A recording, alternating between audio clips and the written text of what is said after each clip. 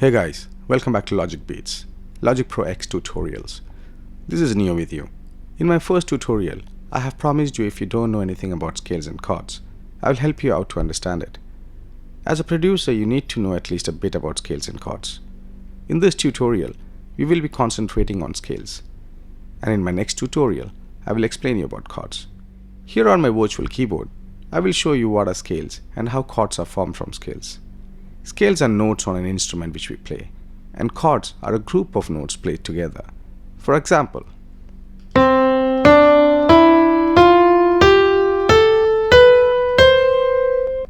what I played just right now is the scales of C.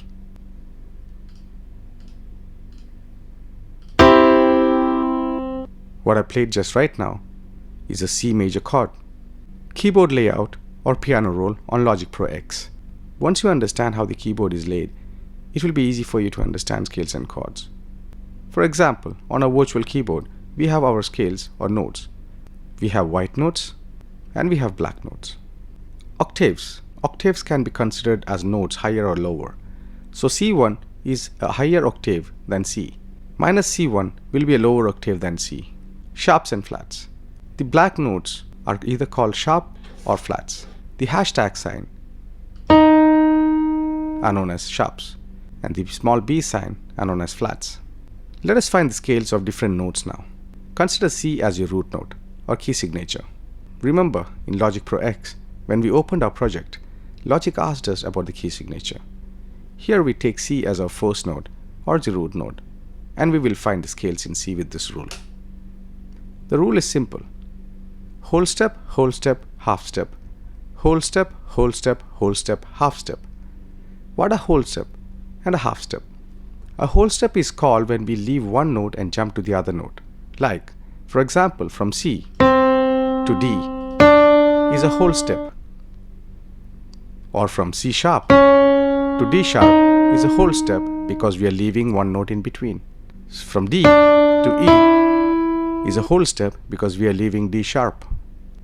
A half step from D to D sharp is a half step. Let us find the scales or notes from our root note C. So from our root note C, we have to get the scales which belongs to C's family. So we use 2 whole step, 1 half step, 3 whole steps and 1 half step.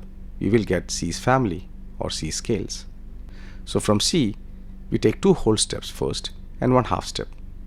From C to D is 1 whole step. D to E is another whole step. E to F is half step. Now we need more 3 whole steps and 1 half step. So F to G, whole step. G to A, whole step. A to B, whole step. And half step. If you play this together one by one,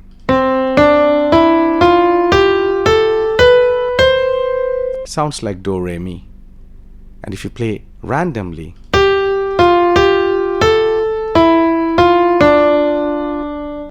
it gives us melody because it is in the same family. Let's take D, for example, now as our root note. So we use the same rule. Whole step, half step. Whole step, half step. And we will get the family of D. Say for example, from D to E is 1 whole step. E to F sharp is another whole step because we left F in between. Now we need 1 half step, that is G. Now we need 3 whole steps, that's 1 whole step, 2 whole step, 3 whole step, and 1 half step. So if we play one by one,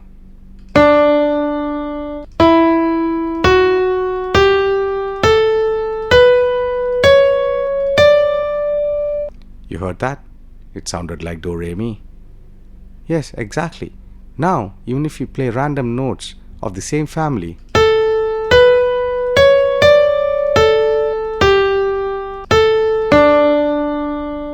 it sounds good, doesn't it? So that's how we find scales. If you have any problem understanding this, please comment below and I'll be very much happy to help you guys out. Or else you can subscribe for my new tutorials which is coming in and I'll explain you more. Thank you for watching. I'll see you in our next class explaining about chords. Hey guys, don't forget to subscribe for more tutorials.